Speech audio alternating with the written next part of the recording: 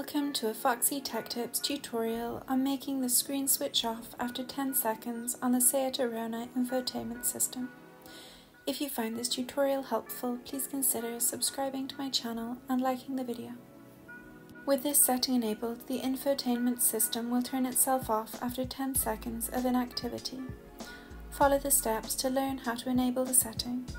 Press the menu button to the right of the screen. Then tap System. In the System settings, choose Screen. Then tap Switch Off after 10 seconds. When there is a check in the checkbox to the right, the setting is enabled, and the screen will switch off after 10 seconds of inactivity. When there is no check in the checkbox, the setting is turned off, and the screen will stay on until you switch it off or turn off the car. And that draws an end to this tutorial. Please like the video if you found it helpful and subscribe to Foxy Tech Tips for more Seat Arona tips and tricks.